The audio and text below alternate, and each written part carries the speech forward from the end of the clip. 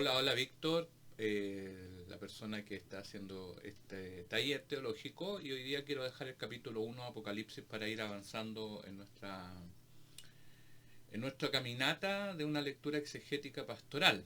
Y la lectura de Apocalipsis del capítulo 1 en adelante, como ya vimos la segunda clase que vimos el capítulo 1 y parte del capítulo 2, esta revelación que se presenta a Jesucristo en esta carta de Apocalipsis es un mensaje de Dios entregado a Jesucristo, y Jesucristo usa sus ángeles para entregárselo a Juan, como lo vimos en nuestro PowerPoint, el cual ustedes pueden descargar.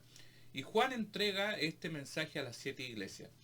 Recordemos que Dios entregará visiones simbólicas de este cuadro, este panorama, para transmitir. No son hechos literales, sino recuerden, es un lenguaje pictórico de cómo Dios actuará en el proceso de la persecución y el fin de la historia.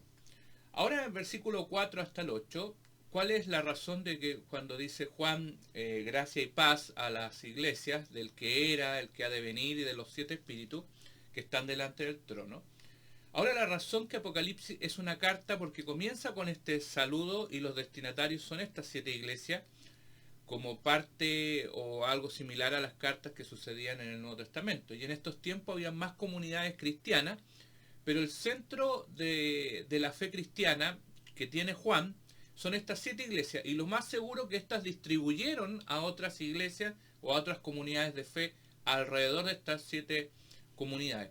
Y Juan se identifica porque de seguro era un dirigente reconocido, o podríamos pensar también que el mismo apóstol, con esta autoridad de escribir, y su carta fuera leída en una asamblea. Y el número 7 tiene un simbolismo que significa lo perfecto y lo completo. Esto lo dejamos ahí también explicado. Ahora, cuando hay esta lectura del capítulo 1, verso 4, cuando dice Juan, gracia y paz, es en el saludo que usa el Nuevo Testamento, que se asemeja al saludo del Shalom, que permite, o le está diciendo, disfruta de la paz de Dios, de este Dios eterno, del que era, el que es y el que ha de venir. También pensando que es una declaración trinitaria, el que es y que era y que ha de venir. Y estos 7 espíritus que están delante del trono se puede remontar a esta tradición judía de 7 arcángeles que sirven en la presencia de Dios, que está mucho en los libros de Enoc. Y el número 7, como decíamos, significa la perfección. Y entonces en esta lectura podemos acercar una interpretación de estas funciones, de las 7 funciones del Espíritu Santo, que puede ser como está en Isaías 11.2, o en Apocalipsis capítulo 5, verso 6, los 7 ojos del Cordero, como los 7 ojos de Dios que está en Zacarías 3.9 y 4.10. Y esto puede tener un acercamiento a qué puede significar. Una puede ser el Espíritu Santo, o otras 7 espíritus al servicio del Cordero. Ahora en Apocalipsis capítulo 1, verso 5, cuando se le llama al testigo fiel, primogénito de los muertos, soberano de los reyes de la tierra, el que nos amó, nos lavó de nuestros pecados. Este papel de mediador de esta revelación Apocalipsis 1.1 nos dice que es el testimonio de verdad. Y testigo significa martireo, que viene de la palabra mártir. Primogénito de los muertos es el título que aparece en Colosenses 1.18.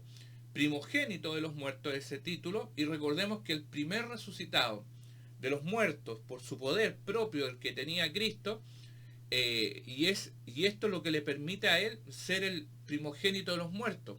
Ahora Cristo, el soberano de la iglesia, y él mismo reinando sobre sus fieles que participaban, que lo vamos a encontrar en el capítulo 20 de Apocalipsis, verso 4 al 6.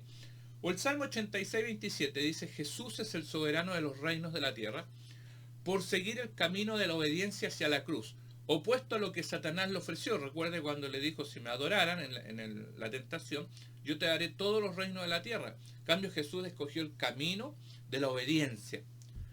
Ahora en el capítulo 1, verso 6, no solo se refiere a esta acción salvífica de Jesús, sino que nos hace participantes también de nombrarlos sacerdotes en función al propósito del mensaje. No solo nosotros somos espectadores, sino que reyes, porque somos parte de su reino, que es la iglesia en un concepto de reino, y nosotros parte de este reino. Ahora esta doxología o alabanza nos muestra que la figura de Cristo se reconoce su deidad como el exaltado. Entonces, avanzando en este capítulo 1, que es la introducción a esta carta, como dice en Daniel verso 7, miren que vienen las nubes y todos lo verán con sus propios ojos, incluso quienes los traspasaron. Y por él harán lamentación todos los pueblos de la tierra, así será. Amén. En Daniel capítulo 7, verso 13, o Zacarías 12:10, Juan une aquí estos dos temas proféticos del Antiguo Testamento y los adapta para describir la inminente venida del Señor a sus hermanos que estaban siendo perseguidos, sobre todo en estas 7 iglesias, por lo que veníamos conversando sobre lo que hizo Nerón o Domiciano. Y el día glorioso de la venida del Señor es un triunfo y llevará a la historia la consumación de los tiempos. Recordemos que viene con las nubes, no sobre la nube. La nube tiene un significado de la presencia del Señor en el Antiguo Testamento, el cual lo semejamos cuando se le aparecía a Moisés o al pueblo. Y Dios mismo, el eternamente existente, expresa su aprobación a la alabanza y adoración que se dirige hacia su Hijo, en esta doxología o alabanza. También hablamos del versículo 8, capítulo 1, Dios mismo eternamente existente, expresa esta alabanza de adoración hacia la persona de Cristo. Y Dios nos revela también su carácter de eterno al ocupar estas dos letras del griego, que del comienzo el alfa y la omega, y esto lo hace para afirmar la fe de los cristianos que son perseguidos en Asia. Y el Todopoderoso es una palabra que ocupa mucho Juan, que significa en el Nuevo Testamento Pantocrátor, que también en el Antiguo Testamento es Yahvé, Shebuat, o el título favorito que tiene Juan sobre la persona del Todopoderoso. Y esta doxología, como lo hemos visto, esta alabanza, esta introducción a esta epístola, tiene un matiz de himno, de cántico, que también lo vamos a estar viendo en el capítulo 4 y 5. Y es un cántico sobre la obra redentora de Cristo en la historia. Se prepara al lector, a los 7 iglesias, para que puedan, junto con Juan, mirar toda esta visión que Dios le va a proveer para animar a sus hermanos en la fe. Ahora en el capítulo 1, del verso 9 al 20, lo que podemos encontrar en estas 7 iglesias que son nombradas, y tiene como una semejanza como a las visiones de Isaías, de Ezequiel, y también Juan tuvo esta revelación como el éxtasis espiritual que vivieron estos videntes o profetas del Antiguo Testamento. Es como un trance que lo explicamos. Recordemos que Pedro y Pablo también vivieron estos momentos de éxtasis o trances espirituales. Y el día del Señor que se menciona, lo dijimos la primera clase, que es la primera declaración que uno puede ir acercándose, que era el día domingo que celebraban la resurrección del Señor. Y les mencionaba un texto bíblico, la Didaché, y expliqué un poco eso, que lo pueden encontrar en su PowerPoint para que puedan investigarlo, y también en los libros que le hemos dado. Ahora esta lectura del 1.11, que es la visión inaugural, esa voz como trompeta a la que insta Juan a escribir y después enviar a esta escritura a las 7 iglesias que están nombradas ahí, y esta orden de escribir y enviar, debemos entenderla que es la epístola completa del capítulo 1 hasta el 22, estas 7 iglesias mencionadas y las demás comunidades que también iban a recibir. Y cada iglesia que recibe esta epístola completa tiene una distancia entre 50 y 90 kilómetros, una ruta como un semicírculo o una herradura, el cual lo podemos ver en los mapas que hemos dejado. También estos 7 candelabros de oro que aparecen en el versículo 12, 13, 14, capítulo 1, representan las 7 iglesias que son sostenidas por alguien semejante al Hijo del Hombre. Y este candelabro simboliza la luz que debe iluminar cada iglesia al ser portadoras del mensaje de Dios en el mundo. La ropa también tiene una semejanza a las vestiduras sacerdotales del Antiguo Testamento. La frase que dice que llega la túnica hasta los pies también significa el poder de esta figura. Ahora, toda esta imagen representa el rol sumo sacerdotal de Cristo, como lo describe en Hebreos 4.14. Ahora el versículo difícil es el 14, porque es difícil tratar de descomponer este versículo al tratar de identificar un simbolismo a cada parte de la figura. Es como descomponer cada color. Por eso tenemos que verlo como un todo, si no vamos a perder la esencia de lo que es el arco iris en este texto que está acá, si vamos desarmando los colores. Por eso tenemos que verlo como un cuadro completo.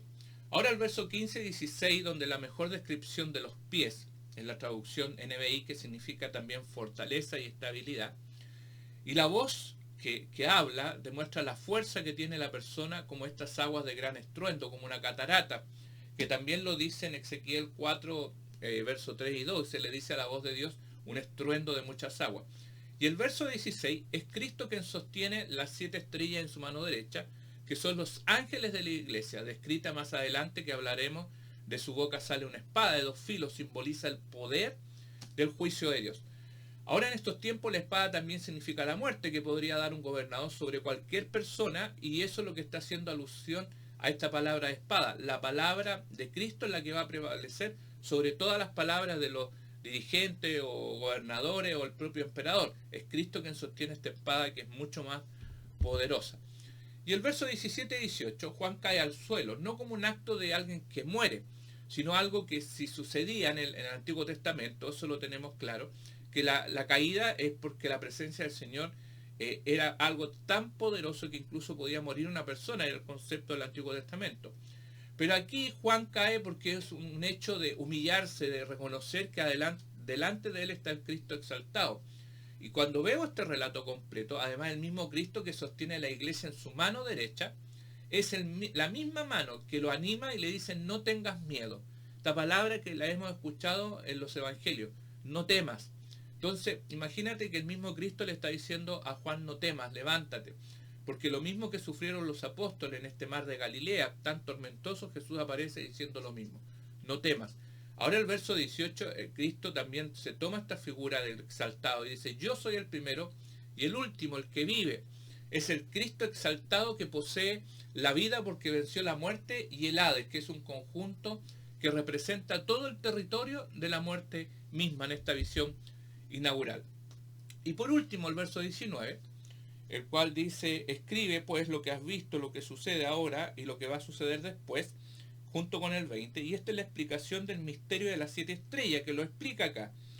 Ese misterio de las 7 estrellas que viste en mi mano derecha y los 7 candelabros, las 7 estrellas son los ángeles de las 7 iglesias y los 7 candelabros son las 7 iglesias. Entonces este mandamiento que le dice: escribe las cosas que has visto, este cuadro de pintura, y vas a tener que comunicarlos a estas iglesias de Asia, escríbelo y comunícalo, porque tiene un sentido de presente y futuro a lo que están viviendo estas iglesias perseguidas. Y el papel de Juan aquí es de ser un testigo, de un mártir. Ahora la explicación la deja el mismo Dios para que no tengamos problemas de entender en este verso 20, que en ese momento las iglesias, y hoy nosotros, por eso se ha descubierto este velo cuando decimos que Apocalipsis es quitar el velo, es mostrar algo, para ver este mensaje de Dios a las iglesias que están sufriendo persecución por declarar su fe en Jesucristo. Recuerde que también los romanos declaraban su reconocimiento que el César es su Dios. En cambio el cristiano decía: el Kyrios, el Señor, el Cristo es nuestro Dios. Por eso esta persecución tan terrible, y Juan comienza a recibir esta primera visión para comunicarle y animar a las iglesias. Así que, estimados amigos del camino, que vamos todos caminando y leyendo, les insto a que puedan revisar su plataforma de Google Classroom. Están los libros, ahora está mucho más fácil llegar, pinchar y descargar. Y también descargar estos PowerPoint y repasar. Así que les invito para estar avanzando en nuestra lectura. Que Dios te bendiga.